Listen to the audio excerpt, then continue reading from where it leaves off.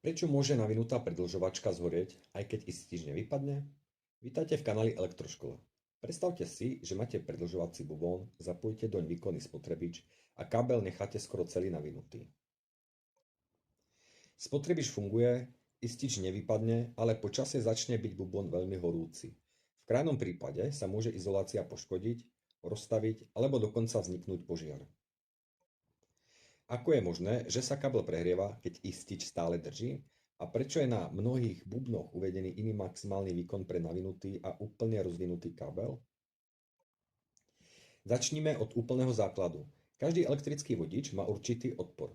Nie je dokonale vodivý. Keď vodičom tečie elektrický prúd, čas elektrickej energie sa premení na teplo. Veľkosť tohto tepla veľmi dobre vystihuje vzťah I na druhu krát R. To znamená, že zahrievanie rastie s druhou mocninou prúdu. Ak sa prúd zdvojnásobí, tepelné straty na rovnakom odpore nevzrastú dvojnásobne, ale približne štvornásobne. Predĺžovací kábel má odpor po celej svojej dĺžke. Čím je kábel dlhší a čím menší má prierez vodičov, tým väčší bude jeho odpor. Preto sa pri veľkej záťaži môže na dlhom predĺžováku vytvárať pomerne veľa tepla. A toto teplo musí niekam odísť. Keď je kábel úplne rozvinutý, veľká časť jeho povrchu je voľne vystavená okolitému vzduchu. Teplo sa môže odvádzať po celej dĺžke kábla. Jednotlivé časti vodiča nie sú natlačené tesne na seba a vzduch okolo nich môže prirodzene odvádzať teplo. Keď však rovnaký kábel necháme navinutý na bubne, situácia sa výrazne zmení. Desiatky metrov vodiča sú nahustené v malej oblasti. Jednotlivé vrstvy kábla sa navzájom zohrievajú a hlavné vnútorné závity majú oveľa horšie podmienky na chladenie. Teplo vzniká v celej dĺžke vodiča, ale zvnútra navinutého bubna sa odvádza oveľa ťažšie. A práve toto je hlavný dôvod, prečo môže byť maximálne povolené zaťaženie navinutého bubna výrazne nižšie než pri úplne rozvinutom kábli. Nejde o to, že by sa z predĺžovačky zrazu stal nejaký veľký elektromagnet alebo transformátor, ktorý sa zahrieva hlavne indukciou. V bežnom predĺžovacom kábli tečie prúd tam aj späť blízko uložených vodičov a ich magnetické účinky sa do veľkej miery navzájom rušia. Hlavným problémom je odporové zahrievanie vodičov a veľký zlý odvod tepla z navinutého kábla. Ukážme si jednoduchý príklad. Predstavme si spotrebič s výkonom približne 3000 W pripojený na 230 V. Prúd bude približne 13 A. To je stále pod hodnotou 16 A, takže istič bez 16 môže úplne normálne zostať zapnutý.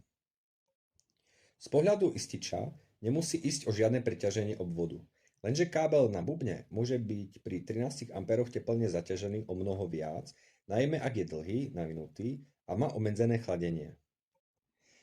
Istič pritom nesleduje teplotu každého metra predĺžovacieho kábla, sleduje prúd, ktorý tečie obvodom a reaguje podľa svojej vypínacej charakteristiky. To je veľmi dôležité pochopiť. Istič B16 neznamená, že každá vec pripojená za týmto ističom môže bezpečne viesť 16 A za akýchkoľvek podmienok. Predĺžovačka má vlastný prierez vodičov, vlastnú dĺžku, konštrukciu, konektory a výrobcom stanovené maximálne zaťaženie. Na mnohých káblových bubnoch preto nájdete dve hodnoty. Jednu pre navinutý kábel a druhú pre úplne rozvinutý kábel. Napríklad pri rozvinutom stave môže výrobca dovoliť podstatne vyšší výkon než pri navinutom. Konkrétne čísla sa však líšia podľa typu bubna, prierezu vodičov a konštrukcie. Preto sa vždy treba riadiť údajmi priamo na danom výrobku. A teraz ďalší problém. Čím viac sa kábel zahrieva, tým viac sa môže meniť jeho elektrický odpor. Vyšší odpor znamená pri rovnakom prúde ďalšie tepelné straty. Nie je to nekonečný samovolný proces pri každej predĺžovačke, ale pri zlom chladení môže vyššia teplota situáciu ďalej zhoršovať. Najkritickejšie pritom nemusí byť iba samotné medené vedenie. Veľmi často sú citlivým miestom zásuvky, vidlice, kontakty, svorky alebo spojenia vo vnútri bubna. Ak je kontakt uvoľnený, zoxidovaný alebo poškodený, vznikne na malom mieste vyšší prechodový odpor. A aj keď je celkový prúd stále napríklad iba 10 A, 12 A, práve na tomto malom zlom kontakte môže vzniknúť veľké lokálne teplo. Takže máme dva odlišné problémy, ktoré sa môžu stretnúť naraz. Prvý je zahrievanie celej dĺžky kábla pri veľkom prúde a zlom chladení. Druhý je lokálne prehrievanie poškodeného kontaktu. V oboch prípadoch môže byť istič stále zapnutý, pretože prúd nemusí prekročiť hodnotu, pri ktorej má istič rýchlo vypnúť. Ďalšou dôležitou vecou je úbytok napätia. Na dlhom predĺžovacom kábli vznikne pri veľkom prúde určitý úbytok napätia. Spotrebič teda nemusí dostať plných 230 V. Pri obyčajnom odporovom ohrievači sa tým môže jeho výkon mierne znížiť. Pri motoroch, kompresoroch alebo niektorom elektrickom náradí však môže nízke napätie zhoršiť rozbeh a zvýšiť zaťaženie motora.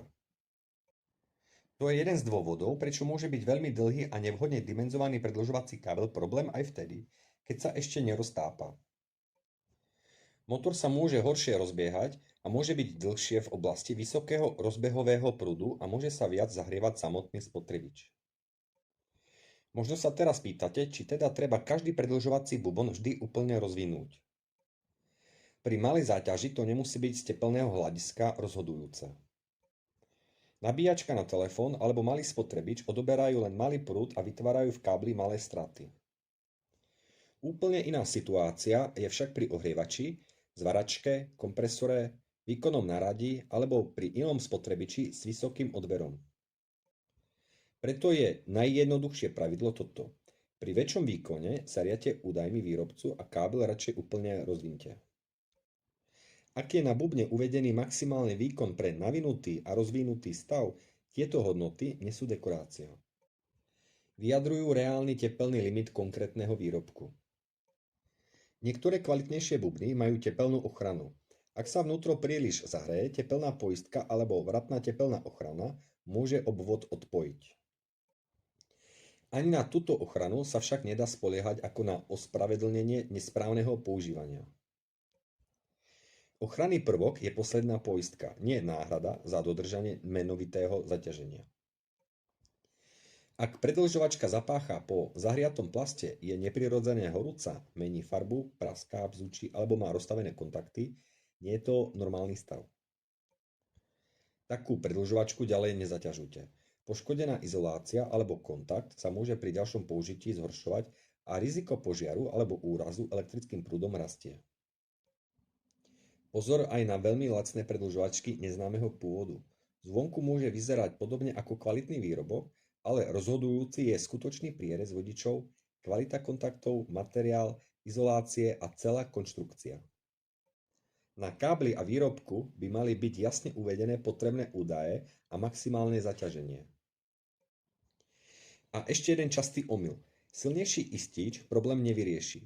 Ak sa predĺžovačka prehrieva, pri ističoch B16, výmena za väčší istič môže byť naopak veľmi nebezpečná. Istič sa musí voliť podľa vedenia a celé elektroinštalácie, nie podľa toho, aby prestal vypínať pri probléme. Rovnako prúdový chránič nerieši bežné odporové prehrievanie navinutého kábla. RCD sleduje rozdiel prúdov medzi pracovnými vodičmi a reaguje na únik prúdu. Ak 12 A odchádza fázou a rovnakých 12 A sa vracia neutrálom, chránič môže byť úplne spokojný, aj keď sa kábel kvôli zlému odvodu tepla prehrieva. Takže na záver si zapamätajte 4 veci. Každý vodič sa pri prechode prúdu zahrieva. Pri navinutom bubne sa teplo odvádza výrazne horšie. Istič sleduje hlavne prúd v obvode, nie teplotu predĺžovačky. A maximálny výkon uvedený na bubne sa musí rešpektovať, zvlášť pre navinutý a rozvinutý stav. Predĺžovací bubon teda môže byť nebezpečne horúci aj v situácii, keď istič vôbec nevypadne. A práve preto sa pri veľkej záťaži oplatí kábel úplne rozvinúť, použiť správny prierez a rešpektovať údaje výrobcu. Ak vám video pomohlo, dajte mu palec hore a prihláste sa na odber kanála Elektroškola, aby vám neušiel ďalší diel. Ďakujem.